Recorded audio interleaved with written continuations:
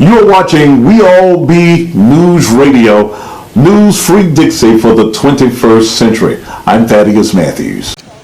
It's Brother Ron live on the scene at the Clayborn Temple. Still burning since 1:30 a.m. Monday, April 28th, 2025. I'm just here to pay my respects. This is the end of an era. Clayborn Temple is arguably one of the most important historical buildings in the whole nation. This was an epicenter for the meetings of the 6-8 sanitation workers strike. And the ancestors, the righteous ancestors, they speaking that wind is blowing really hard. So I want to pour libations, RIP to this building. May the truth come out. Baba Dick Gregory would tell us that if you want the truth to come out, pray at noon for the truth to come out about what happened to this building. Why is the top of this tower still burning? This building caught on fire around 1:30 a.m. and it's almost 6 p.m., around 6 p.m. Monday evening, and that tower is still burning. So I don't believe this was an accident. I don't believe it was some type of electrical wiring situation. I believe it might have been some arson, some pyromania going amok. Look at the bottom of the tower, at the door entrance, that middle window's knocked out. The accelerant may have been put into that middle window to start this thing, because why is it still going strong? That fire. We got more water here on this building than they had all of last several months for California.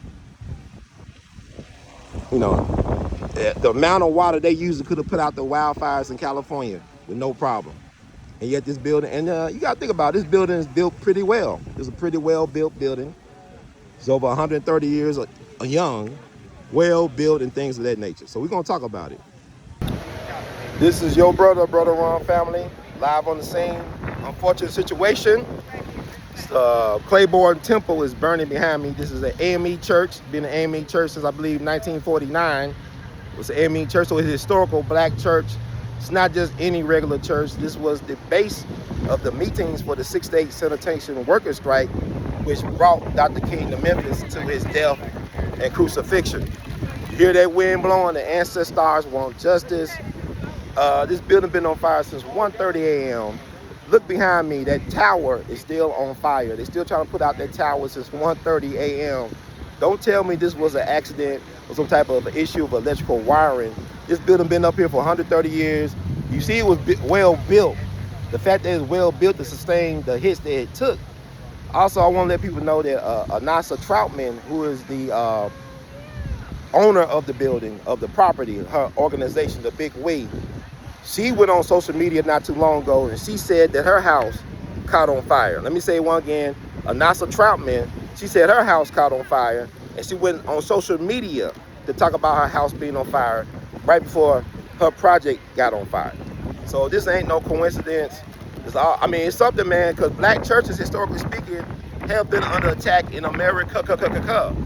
We go back 10 years ago this June with the tragic mass shooting at Mother Emmanuel AME in Charleston, South Carolina. Don't forget about the 5 little girls. It wasn't the 4 little girls. There was a 5th girl, Sarah Rudolph Collins, that survived the church bombing in the basement doing Sunday school back in '63 at the 16th Street Baptist Church in Birmingham. Now, you had back in the 90s that they were setting black churches on fire. So never forget that, family. You think about Black Wall Street. They burnt down the black churches in Black Wall Street in Tulsa back in 1921.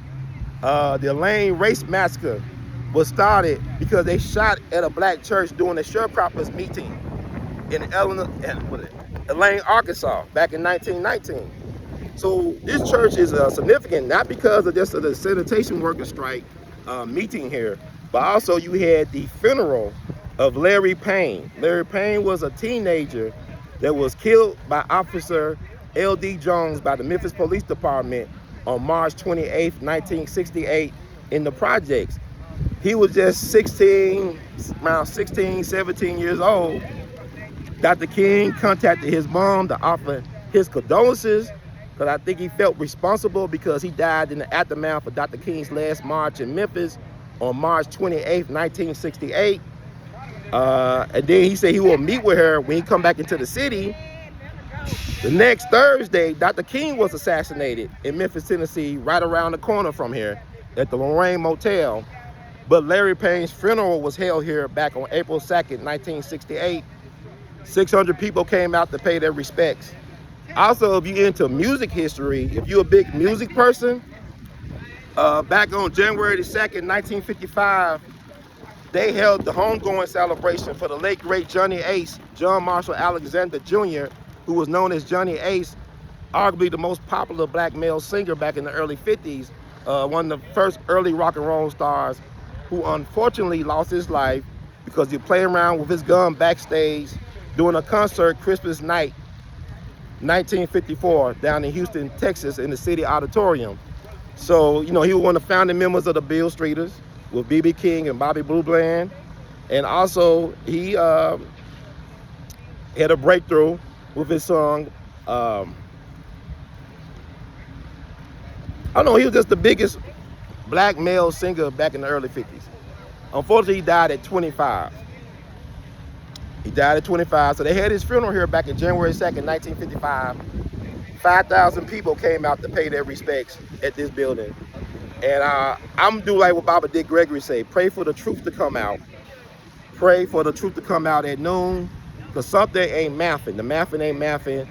The sister who runs this building, this project, with the big we, her big we, Anasa Trotman, her house caught on fire not too long ago. And now Clayborn Temple was been had millions of dollars pumped into it over the years.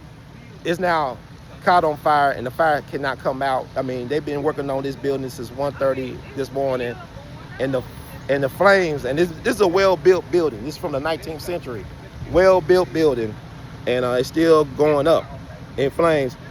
I would tell the city this: please do all you can to protect Mason Temple.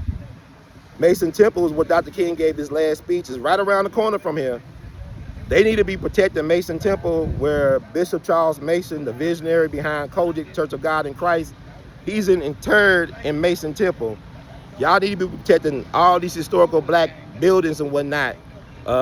First Baptist Bill, where Ida B. Wells had a newspaper office, a printing press, the free speech and headlight, from my understanding.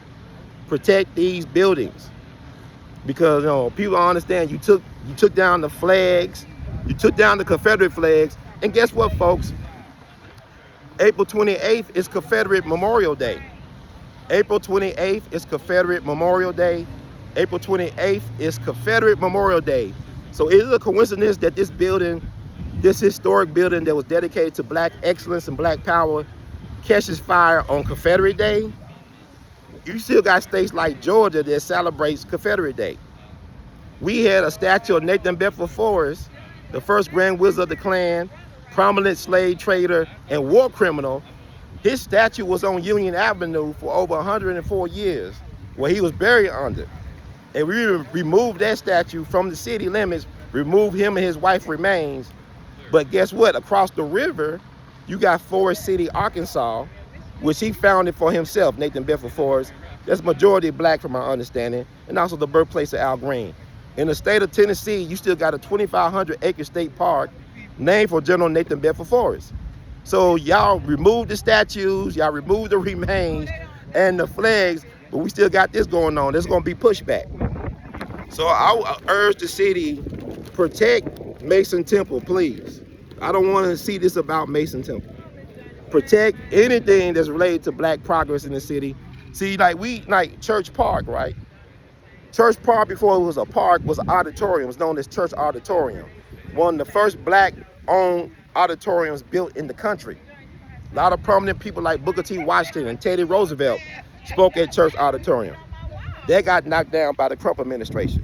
Then they destroyed Church's, Robert Church Sr.'s mansion, and built projects during a fire convention while Crump was in power.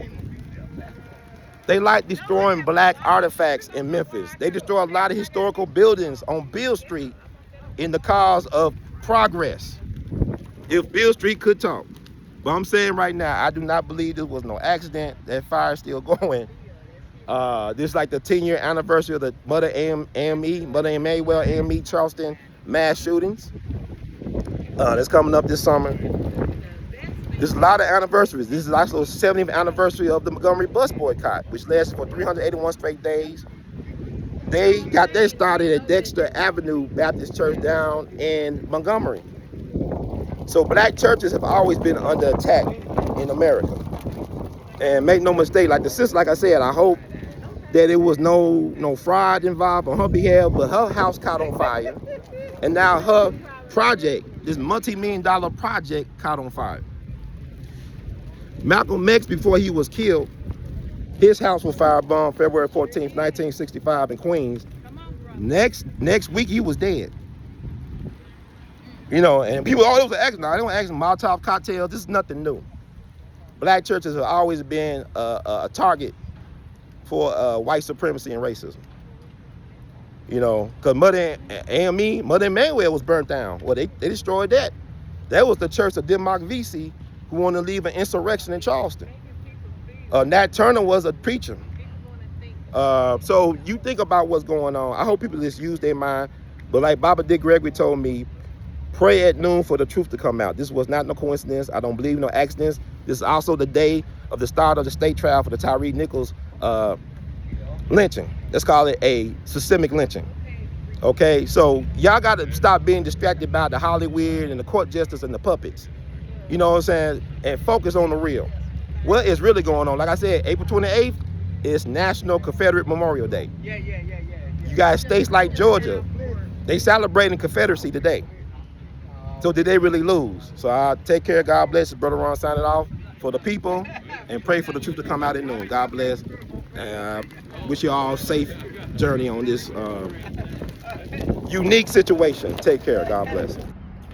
And let me further add, family, remember this.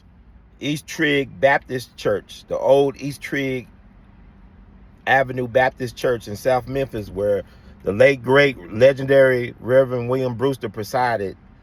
I said presided. And also where Elvis Presley would go to fellowship and sing with William Brewster and his amazing choir, which included the phenomenal Queen C. Anderson.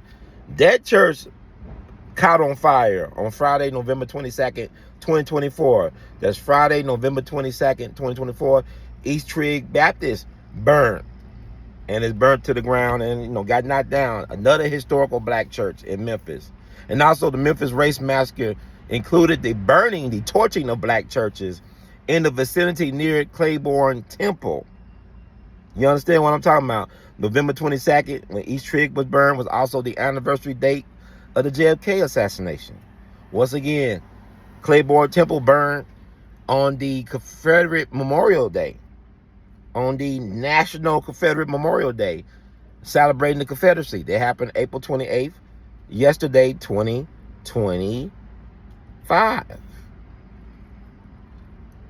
Dear Memphis, please protect Mason Temple at all costs. Protect First Baptist on Bill and the Ida B. Wells Monument at all costs, dear Memphis. So this is Brother Ron. Just putting some more information. Y'all letting me cook. I'm letting the food simmer. Y'all getting them spices. Y'all smelling when I'm cooking. Do you smell what the Ron is cooking? All right, y'all take care. God bless.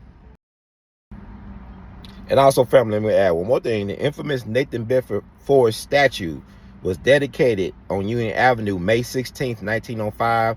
It was removed December 20th, 2017 from Union Avenue in Memphis, Tennessee. And that meant it was up for about, what, 112 years? If I'm not mistaken, is that correct? 112 years it was up there. So anyway, take care.